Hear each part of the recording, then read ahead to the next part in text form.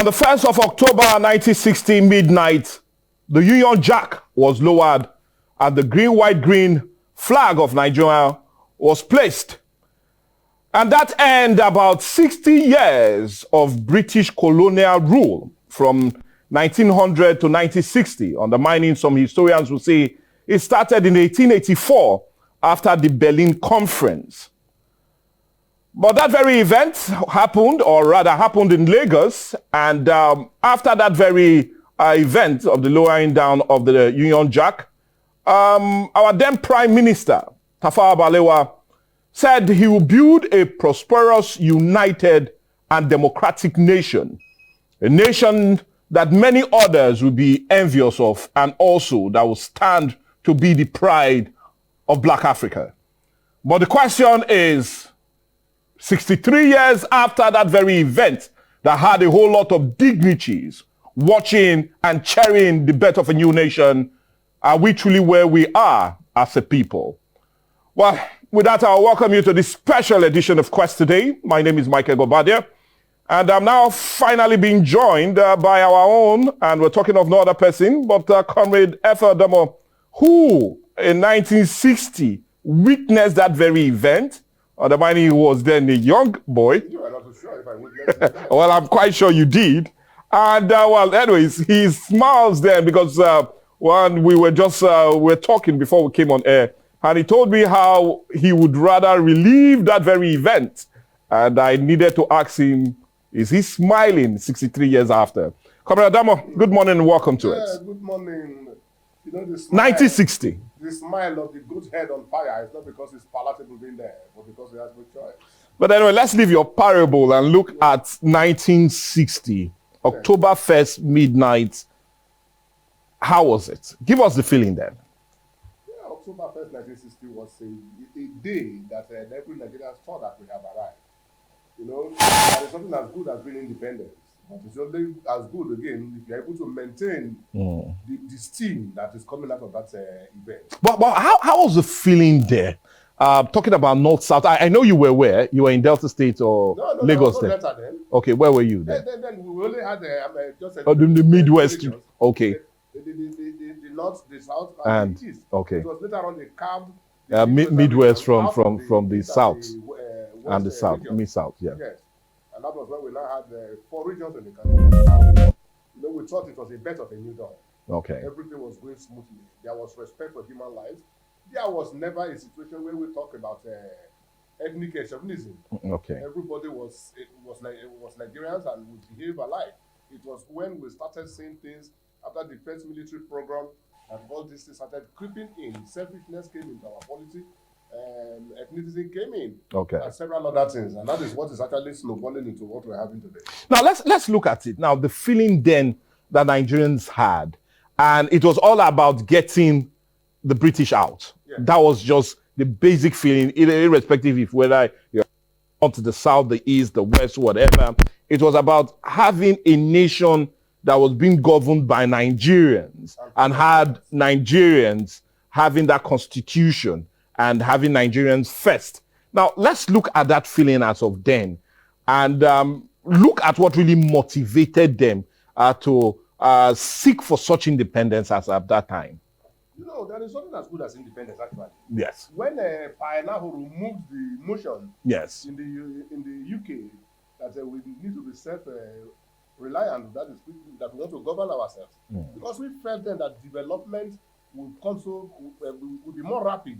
Because we know what we want and where the shoe pinches. These are the things that they put together. They said, okay, let us go on a self-determination. And the feelings in the air then was, if we have to dictate our own pace, we should be able to at least articulate 1 or 2 things for ourselves. Because if we now have a situation where we are here as Nigerians and the whites are running the system for us, there is every means of we. Yeah. Of we not being able to achieve our own aim and goals. Because we have a different and multicultural background, we have different economic background, and our resources then can be plowed. But I can tell you one thing, Mike. If I am thinking into the minds of the founding fathers, not even the founding fathers, our colonial masters, if they had known ahead of time that Nigeria had this quantum deposit of mineral resources, they wouldn't have allowed us to go on the platform. Oh, okay, I will allow us to talk more about that, but we'll now need to go. It's going to be a bumper package because we have a lot for you guys as you enjoy the independence anniversary, the 63rd. And I'll call for more of a video, and this is more of an interview we had with no other person but Dr. Paul Opene. He's of the Delta State University, Abraka, and he's a senior lecturer on history right there in Abraka. Let's call and look at what he said, talking from the very beginning, and look at the style of governance we had there. We had the parliamentary style of governance, undermining we're not having that of the presidency. And look at the cost of all of it. Let's take our minds back then, and we'll come back and talk all centered on this lovely edition of Quest Today. The cost of governance. Ajan did not spend so much at that time. But again, I don't want to jump into a conclusion that parliamentary system is better in Nigeria. I don't want to jump into that. Because the essence of the democracy as we have today, presidential system we have today, was to take care of the problems of ethnicity. I'm not too sure if we return to the parliamentary system that will offer us better opportunities. I'm not too sure. Because of problem of minority here and there. Yeah, that system is thriving in Britain. You know, they have never changed that style. And that is because it is not much of a plural society. I'm not too sure how many ethnicities you can mention in Britain. Yes. So the idea of presidential system is okay. But the practice of it is the problem. You mentioned something about the cost. I can tell you that globally, Nigerian democracy is second most expensive after Australia. For instance, look at the National House of Assembly, the senators. Apart from Australia, they are the most paid in the world. And there was a work I was doing, I checked what they take home. I checked civil servants, what they work throughout their lifetime. And I see that an average civil servant in Nigeria, throughout the service year, can't even get what the senator gets in a year. So it means that the greater chunk of our resources is used to service those political appointees or the so-called senators. So that is the problem. You know, the issue of not looking at our priority. We copy from the US. They don't spend as much as we spend in paying their senators. So the point now is that how do we get to that point? The interest of the nation is not attacked.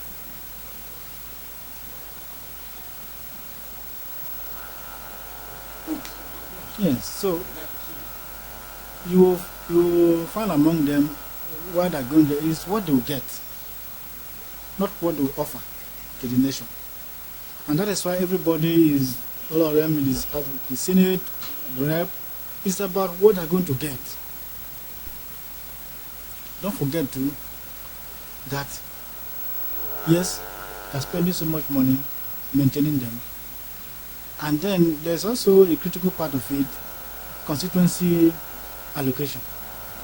If you are to use it judiciously, most of the problems we are having today won't be there. But they don't. They don't. I know under Obasanjo we're having 500 million on a yearly basis. I don't know what it is now.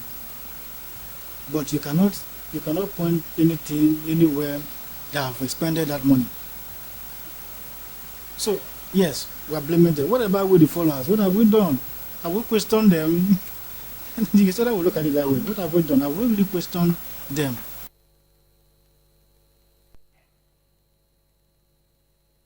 Well, it's a question. Have we really been able to question them and look at the cost of governance? If you take your mind back to when we became more of a federation in 1963, the cost of governance seems to be low, and our budget was really put at some millions and not even billions. But fast forward to 2023, the budget overhead cost was put at 1.1 trillion just for running the government. And if even you take your mind back to even 2000, a year after the return of democracy, our current expenditure rose to 61 billion as against that of capital, which was just put at 31 billion. Comrade Efodomo, cost of governance. We're looking at how it was immediately after the independence and when we had the parliamentary system of governance. And coming back to now, one of the most expensive, many will argue about that though, style of governance. And we're talking about that of the presidency, running that of the executive, the legislative arm, and the judiciary also being there. So let's look at it. Cost of governance. Have that been a major problem as it concerns the return of democracy? And they're looking at it from when we got our independence now to where we are as a nation. Yes, actually, nobody can take that away from Nigeria. We have, I will not start disagree with what the young man has just said, but I think we are the most expensive, considering our financial status. You cannot expect a senator to be earning an average of 28 million naira a month, all things put together. While a civil servant is earning 30,000 naira per month, for a year, 360,000. And for 10 years, the man will be earning just 3.6 million. In 10 years, it's earning 3.6 million. So do you feel this has been one of our biggest challenges as a nation, looking at where we started, cost of governance, corruption, and the style of running the government? It is more quite expensive now than where we started. Okay. When we started Nigeria as an entity, there was mutual interest. Nobody was concerned about his pocket. Nobody was concerned about what he was going to make for himself and his family, and at the expense of the nation at large. Now, in those days, if you buy a Beetle, even you at your status now, then if you bought a Beetle, you cannot drive it to Quest. You can park it at Toto and take public transport to the office. Because if you are caught driving a car, you will be questioned, and if possible, you can even be arrested to come and explain how you got that money. But things started unfolding. The situation we are today started immediately after the 1966 coup. And but looking at that very coup, because we're still talking about the issue of governance. Yes. Many will argue that the reason we had the civil war was because of the parliamentary system of governance. It wasn't only that. When each region was only about ethnic belief, the North was basically all about the North, and all they had was the Northern interest. The West had Western interest. On the mind, they also had their own style. The East was more of a regional government that dwelled only on Easterners and the Igbos. And that was even what gave birth to the civil war. No. And the recent call for presidency style of governance, when we had one head, a central government, and different states being run on their own level. Would you not say that's the reason we're now practicing presidency, and the reason the parliamentary system of governance or regional governance did not work? Because we were not able, or rather, the leaders after the independence were not able to galvanize and also to bring us into one united nation called Nigeria. Hence the problem of the civil war that erupted on the 28th of July, 1967. No, I will not quite to that line of thought. When we are talking of the expensive nature of our running of the government, yes, back then, the population was not as much as we have now. Okay. That is number one factor. Two, the rate of which people look at national issues compared to their own personal issues is no longer what used to be. People now start thinking of how much they can gather. That's why we cannot put it aside. Now coming to the Civil War, there are some things that we may not be able to mention in the public, but are the major cause of the Civil War. Like the Prime Minister was a Northerner, and the ceremonial president from the East. Yeah. Some people argued that how can a president be reporting to the minister? That one started causing some issues within them. But little did they know that we are not practicing the presidential system of. But does that not now bring me back to saying that the leaders immediately after independence could not put their hearts together, and end that ethnic division that had always bedeviled us all through pre-colonial, after independence, and funny enough, even still existed. We cannot actually blame them so much in the sense that the culture, the cultural division was there. Yes. The culture of the Easterners is quite different from that of the Yorubas. The Yoruba, that is the West. The West is quite different from that of the North. So they should have given them enough time to weave their acts together. But some of the young military officers there did not see it that way. They thought that it must be them or no other person. Okay, anyway, we'll not think in that direction, but also look at other issues. And I'll also call now, again, let's go meet Dr. Paul Opene. I'm still talking about senior lecturer at the Delta State University, Abraka. And let's look at another critical challenge that the nation was faced with and is still being faced with. And we're talking about the issue of the economy. Let's go get more from him. And when we come back, we'll talk again about the economy and how it has been from independence down to now, that we're now also experiencing a pretty hard time as it concerns the economy. Let's listen to Dr. Paul Opene. Nigeria is doing so poorly economically. I think I have to emphasize on that. Because, yes, there is in the media, Nigeria is the largest economy in Africa. You cannot take that away from us. We are the largest economy in Africa, then followed by South Africa and Egypt. Yes. But let us look at it in a very realistic manner. We don't have, there's no economy that will run that power. Egypt has met 100% electricity. It's not like failure in Egypt. They're even exporting, even to some European countries. Nigeria is struggling to make 8,000 megawatts. It's struggling. You see it fluctuating between 5 and 8 on monthly basis. Egypt has met 100% and are going into renewable energy. We are talking about economic development. The power is a very critical part of it. We are failing in that respect. Look at South Africa, the same. And other smaller countries in Africa, their power system is very stable. So you can't talk about economic development or growth, because there is a difference between growth and development anyway, without that sustainable and dependable power. So when I hear people say Nigeria is, yes, on paper, yes, but it's a giant of Africa with play feet. So now you look at how, because you mentioned about the present situation, you can look at it now. Do we really have a direction as a country? The leadership, have they charted that this is how we should go as a country? It is not there. So if we were to have good managers of the economy, if we are still answering the agenda of Africa with all our problems, suppose if we had good managers, do you know where Nigeria would have been today? It would have been an envy for the world, because we have all the natural resources that are required. And mind you, people are also moving away from resources now. The economy of the world is moving towards knowledge-based. We have the knowledge, we have the human capital, but we lack the leadership to harness them. That is the problem Nigeria is having today. Yes, but a greater chunk of our resources is being used to service the political office holders. Yes. But from there, if they were to do what they should do, part of that money could have come back to the constituency, but they are not doing it. So that is the trouble. I want to state it very clearly that our kind of democracy today is good. It's just that the way they are implementing, the way they are going about it is a problem. I wouldn't promote return to parliamentary system, because it will not represent the interests of the generality of Nigerians. Don't forget, First Republic was parliamentarian. If you look at it, the issue of identity, ethnicity, if you say, okay, Western region, they seem to be more homogenic.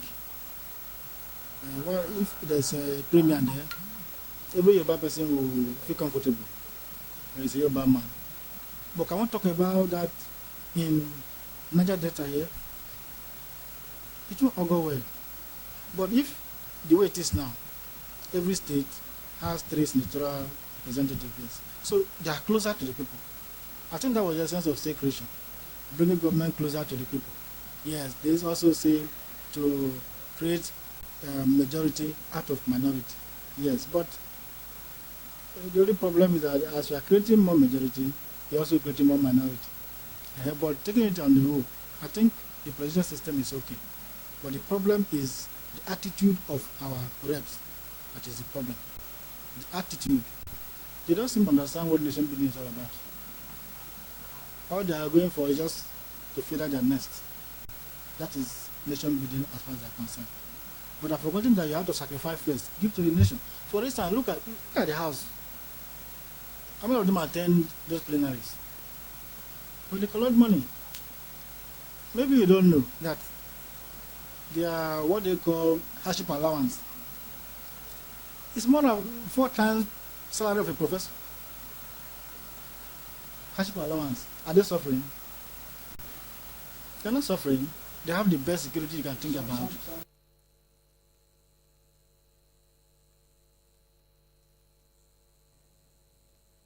Well, indeed, we're looking at nationhood, and we're taking a critical look all the way from 1960 to around now.